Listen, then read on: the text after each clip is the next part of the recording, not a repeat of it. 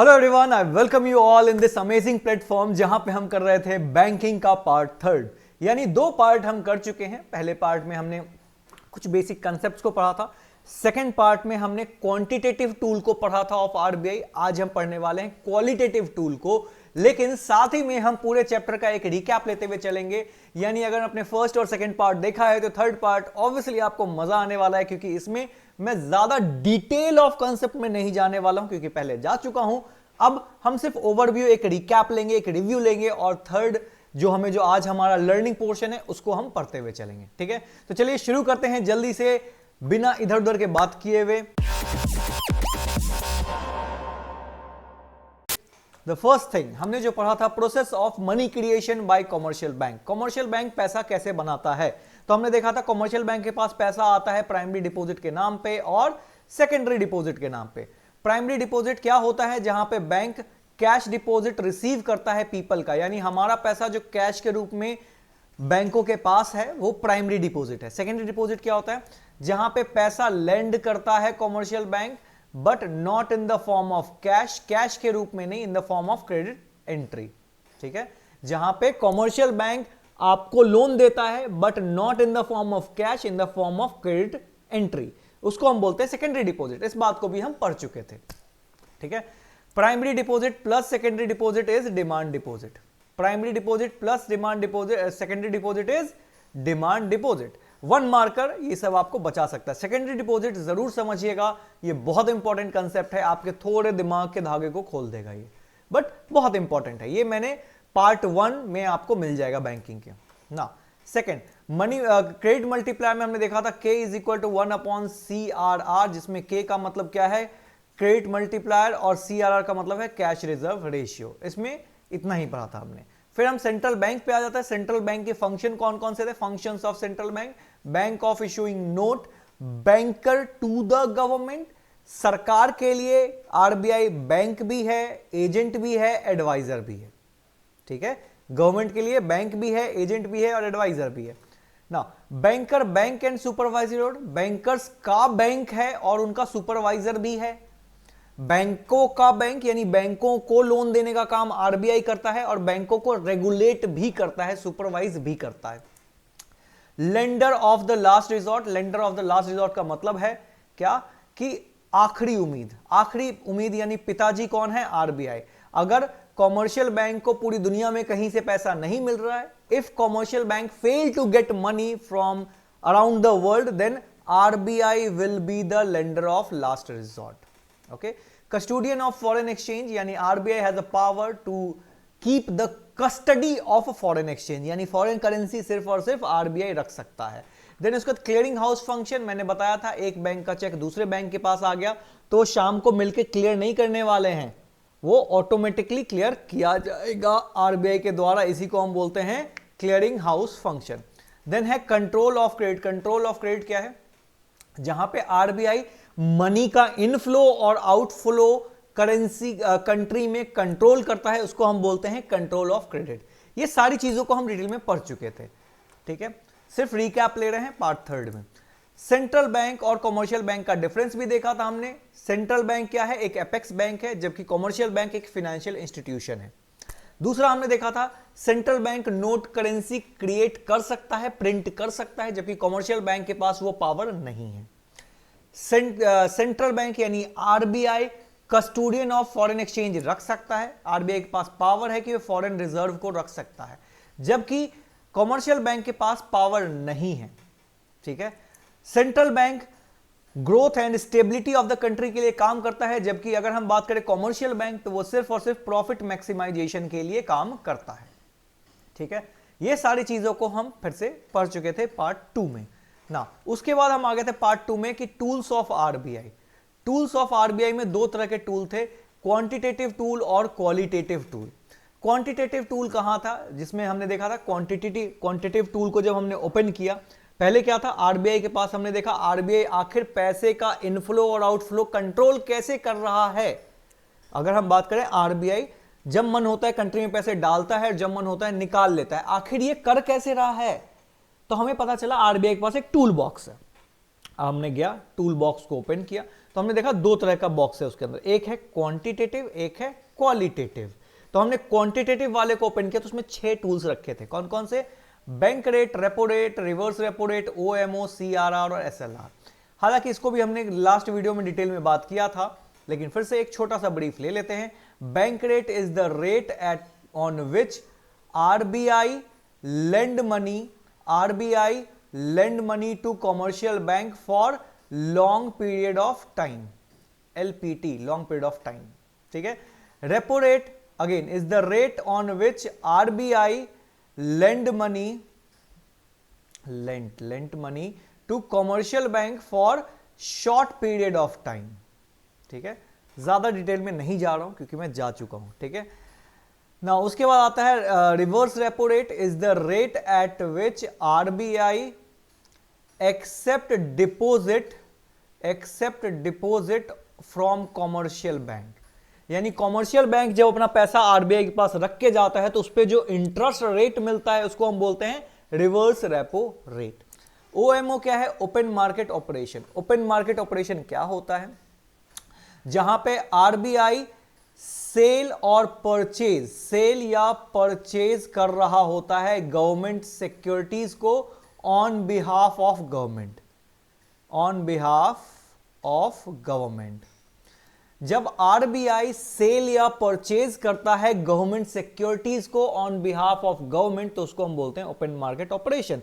इसी के लिए हमने फंक्शन में पढ़ा था कि आरबीआई गवर्नमेंट का एजेंट भी है। एजेंट यही तो करते हैं, सेल और परचेज करते हैं सामान को। वही सामान किसका है? गवर्नमेंट का। सेल कौन कर रहा है? आरबीआई। तो इसी के लिए इसको बोलते हैं एजेंट ऑफ गवर्नमेंट और इस पूरे प्रोसेस को बोलते हैं ओपन मार्केट ऑपरेशन। सीआरआर क्या है? CRR the rate which is decided by RBI. ये वो रेट है जो आरबीआई के द्वारा डिसाइड किया जाता है। ये वो रेट है जो आरबीआई के द्वारा डिसाइड किया जाता है। क्यों? ताकि कॉमर्शियल बैंक उस पर्टिकुलर रेट के हिसाब से कैश रिजर्व रख सके आरबीआई के पास। ठीक है, कैश के रूप में रखना पड़ता है, ध्यान रखना। सीआरआर ये वो रेट है जो आरबीआई डिसाइड करता है, कॉमर्शियल बैंक को मेंटेन करना पड़ता है in form of cash in daily basis. अगर आपको कोई भी दिक्कत है अभी यहां पे समझने में तो मैंने डिटेल में बात किया है लास्ट वीडियो में, आप जाके देख सकते हैं। एसएलआर भी वही है, यहां पे टोटल डिपॉजिट का होता है। सीआरआर टोटल डिपॉजिट का होता है और एसएलआर टोटल एसेट का होता है। टोटल एसेट्स का कुछ हिस्सा कॉमर्शियल बैंक को आरबीआई के पास रखना पड़ता है ऑन डेली बेसिस। ध्यान रखना, अगर वन मार्कर में कहीं भी आ जाता है कि सीआरआर किस रूप में रखा जाता है तो ध्यान रखना कैश के रूप में रखा जाता है। कितने टाइम पे सीआरआर मेंटेन करना पड़ता है? डेली बेसिस पे मेंटेन करना पड़ता है। ठीक है, इसमें जो ये रेट्स हैं, bank rate, repo rate, reverse repo rate, ये जब टूल्स आरबीआई के हैं तो इसके रेट भी आरबीआई ही डिसाइड करता है। कोई भी रेट कोई और इंस्टीट्यूशन डिसाइड नहीं करता है। बैंक रेट क्या रहेगा, रेपो रेट क्या रहेगा, ओएमओ, एसएलआर, ये सारे चीज कौन डिसाइड करता है? आरबीआई। अब हम बात करने वाले हैं क्वांटिटेटिव टूल की। ठीक है, आ जाओ। क्वांटिटेटिव जब टूल हमने इधर से बॉक्स खोला, क्वालिटेटिव खोला था तो 6 टूल्स थे। क्वांटिटेटिव में, ठीक है, क्वालिटेटिव में सिर्फ 3 टूल है। Marginal requirement, rationing of credit और मोरल सुएशन। क्या है एक एक करके समझते हैं। मार्जिनल रिक्वायरमेंट क्या है? अब यहां पे ध्यान से इसको डिटेल में जाएंगे। आपको ध्यान होगा, अगर आप कभी भी लोन लेने गए हो या फिर मूवी में देखा है तो अगर आपका 1 करोड़ का प्रॉपर्टी है तो क्या आपको 1 करोड़ का लोन मिल जाएगा क्या? नहीं सर, जो लोन मिलेगा हो सकता है वो 70 लाख या 80 लाख का मिलेगा। मैंने बोला ऐसा क्यों? आपका प्रॉपर्टी तो 1 करोड़ का था ना, तो 1 करोड़ का लोन मिलना चाहिए था, क्यों नहीं मिला? या फिर अगर आपने कभी गाड़ी खरीदने गए होगे तो आपको ध्यान होगा कि जब हम गाड़ी खरीदने जाते हैं, अगर 5 लाख का गाड़ी है, 5 लाख का गाड़ी है तो 10% हमें डाउन पेमेंट देना पड़ता है। 10% डाउन पेमेंट यानी 50,000 रुपए हमें देना पड़ता है, बाकी 4.5 लाख का लोन हो जाता है। यही होता है ना। तो ऐसा क्यों हो रहा है? जब 5 लाख की गाड़ी है तो 5 लाख का लोन क्यों नहीं मिल रहा? या फिर 1 करोड़ की प्रॉपर्टी है तो 1 करोड़ का लोन क्यों नहीं मिल रहा? अब क्यों नहीं मिल रहा इस पे डिस्कशन नहीं है। ये जो गैप है, ठीक है, आरबीआई जो ये गैप क्रिएट कर रहा है इसी को बोलते हैं मार्जिनल रिक्वायरमेंट। मतलब क्या है? marginal requirement is a difference between actual value of the property and the loan offered to the property. जो एक्चुअल वैल्यू है और जो लोन ऑफर किया गया है उसके बीच में जो डिफरेंस है उसी को बोलते हैं मार्जिनल रिक्वायरमेंट. ठीक है, मार्जिनल रिक्वायरमेंट क्या है? Is a difference between actual value and loan offered to the property. यानी यहां पे इस केस में अगर मान लेते हैं 70 मिला है लोन तो 30 लाख 30 लाख जो है क्या है? Marginal requirement. क्लियर है? Marginal requirement is a difference between the actual value of the property and loan offered to that property. ठीक है, चलो होपफुली ये क्लियर हुआ होगा. आगे चलते हैं. रेशनिंग ऑफ क्रेडिट क्या है? रेशनिंग ऑफ क्रेडिट, जब कॉमर्शियल बैंक बहुत सारा पैसा बांट रहा होता है लोन के रूप में, तो आरबीआई क्या करता है? उस पर रेशियो लगा देता है. रेशियो लगाने का मतलब क्या है? कि जितना भी लोन बटेगा उसका, जैसे 100% लोन का कम से कम 60% एग्रीकल्चर में जाना चाहिए. जैसे ये 100% है तो देखो ये कुछ ऐसे बना देगा, बोलेगा 60% जो है वो आपके टोटल लोन का एग्रीकल्चर होना चाहिए और 40% आपको जहां मन है वहां बांटो इंडस्ट्रीज में. अब देखो इससे होता क्या है? एग्रीकल्चर में लोन का रिटर्न रेशियो बहुत कम होता है, आरओआई बहुत कम होता है. यानी अगर एग्रीकल्चर में लोन बांटा गया है तो कम चांसेस हैं कि फार्मर आपको इंटरेस्ट के साथ पेमेंट करेगा.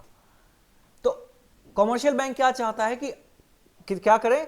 फार्मर को, यानी कि फार्मिंग में कम लोन बांटे. अब अगर फार्मिंग में कम लोन बांटोगे तो आपको इंडस्ट्रीज में भी कम लोन बांटना पड़ेगा.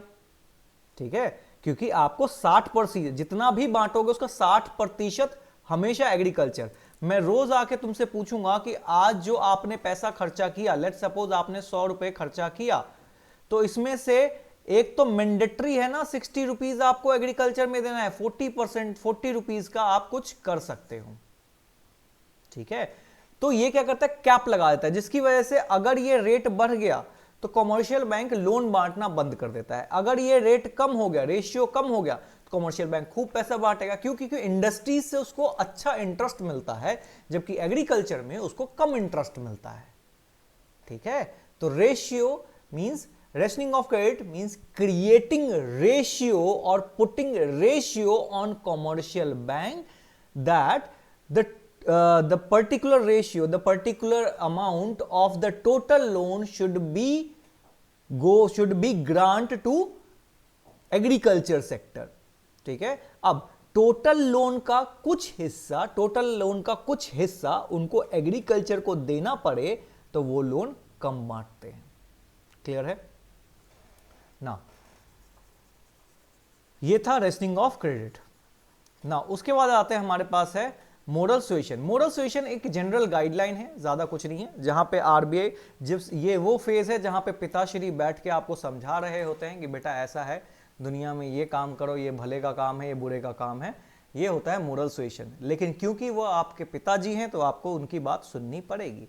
तो मोरल सुएशन एक जनरल गाइडलाइन है जिसके अंदर आरबीआई आपको सिर्फ और सिर्फ कमर्शियल बैंक को गाइड करता है कि देखो बेटा इन्फ्लेशन चल रहा है मार्केट में तो लोन कम बांटो. ठीक है, अगर डिफ्लेशन चल रहा है तो लोन ज्यादा बांटो. ठीक है, तो moral suasion is a general guideline given by RBI to the commercial bank as per the market situation. तो ये 3 टूल थे हमारे पास क्वालिटेटिव में. तो हमने क्वांटिटेटिव भी पढ़ लिया, हमने क्वालिटेटिव भी पढ़ लिया. ये कंप्लीट करता है आपका कंप्लीट बैंकिंग चैप्टर. देखो हमने टूल जब ओपन किया था, इंस्ट्रूमेंट्स ओपन किए थे तो क्वांटिटेटिव आया था और क्वालिटेटिव आया था. Bank rate, repo rate, reverse repo rate, CRR, SLR और ओपन मार्केट ऑपरेशन. यहां marginal requirement, rationing of credit, moral suasion. ठीक है, आई होप आपको ये सारा चीज क्लियर हो गया होगा. नहीं क्लियर हुआ तो ये तीनों पार्ट को वापस से देखो, आपको बहुत अच्छे से क्लियर हो जाएगा. ठीक है, चलिए तब तक के लिए बाय बाय, मिलते हैं नेक्स्ट वीडियो में. और तब तक के लिए आपको जहां तक पढ़ा दिया गया है वहां तक आपको आना चाहिए. ठीक है, बाय बाय, टेक केयर.